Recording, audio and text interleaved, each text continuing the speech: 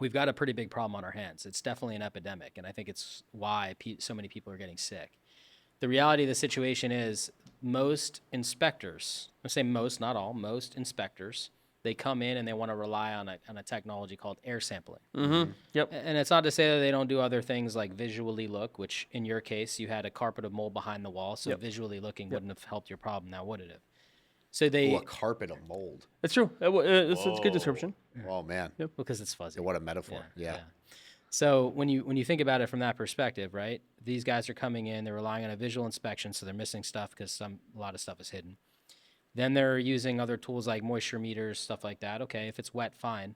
But what happens if it's not wet? What happens if it hasn't rained in a couple of days and the building materials are not wet or not saturated enough to detect it in the moisture meter? So you have that issue. And then the air sampling issue. It's really fun. You guys are going to like this. I would love to hear this. Because I know that you guys aren't experts. I'm used to being on podcasts talking to other experts, right? So I'm going to break this down really simply because it's going to be a lot of fun. Yep.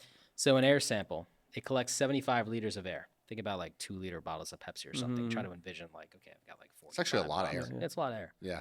Okay, but in a 10 by 10 room with 8-foot ceilings, there's over 22,000 liters of air. Oh, my God. Yeah. Does it sound like a lot of air now? No. It doesn't sound like a lot of So air. is that what? Is that 2%? No. No, actually less than 1%. That's 1%. Okay. So they're analyzing less than 1% of the air, and they typically set up this tripod in like the center of the room, right? Mm-hmm. So the center of the room, by the way, is the cleanest, right? Yeah, It's the cleanest, spot that you right. could possibly test. Wow. So the whole ideology is flawed. They collect 75 liters of air and then tell you typically everything's fine. Well, why is everything fine? Because you're collecting literally a drop of water in the middle of the ocean and saying this drop of water is so clean. Okay, but if we just go 6 feet further away, closer towards the source, the air is going to be polluted. So why are we doing that? If you ask me why we're doing that, I don't know. I can't think of anything else. When did it start? Do you know when it started? Like, when did air sampling become like the thing? Because I've had multiple people come, and that is the way they do. Like, I've had probably 3 different people for testing. Yeah, sure. And that is the method. I think that's that's kind of widely accepted. But like, I mean, I'm not saying it's good or wrong. I mean, yeah, we're basically where you're saying it's wrong, which probably. Yeah.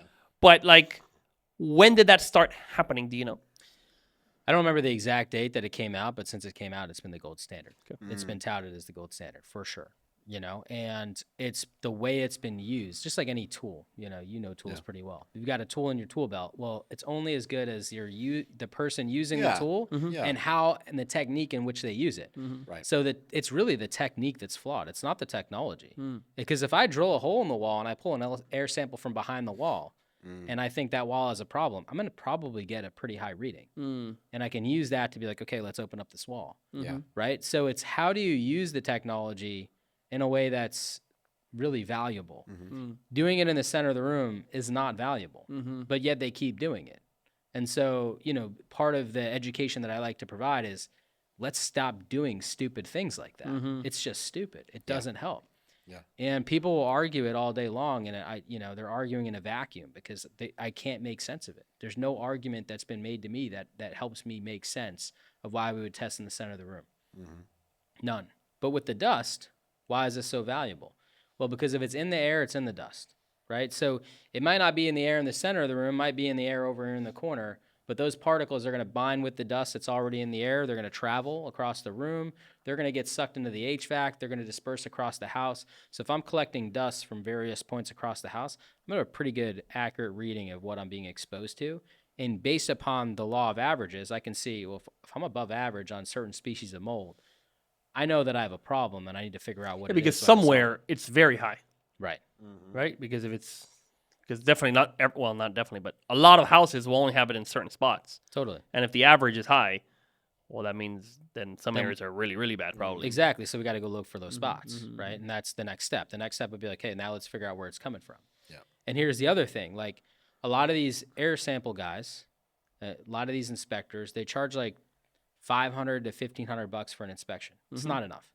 You physically can't do a thorough enough job, take the type of samples you would need to take, because every sample you pay a lab to do is going to cost money, right? So as a business, if you're going to have a business and have inspectors, you need to be able to charge enough so that you could actually get the right data that you need. so that you could actually understand what problems the home has so you can then solve them. And it's not to say that every area you test, you would expect to have, a mold problem. But if you don't test enough areas that you suspect have a mold problem, then you don't have enough data to be like, hey, these are your 3 or 4 problems that are really bad that you need to take care of. And so therein lies the problem. It's like we're not charging enough to get the data we need. So then what we're doing is saying, well, I can only, Mrs. Smith can only afford 3 or 4 samples. So I'm going to take 3 or 4 samples in the center of the room. But then they're not catching anything. The goal is to find a problem if one exists. So they're not finding anything. So then they're just saying, here, Mrs. Smith, here's a report for $1,500. I found nothing. Yeah. I'll see you later. Your house is clean, by the way. And these are like the things that they tell Right, people. that's the thing, that you trust these guys, and they will tell you you're fine. Yeah. And look, if you started this journey just to be told that you're fine, go for it. Yeah. But if you started this journey because you think you have a problem and you want to solve it, well, then you're not getting your money's worth.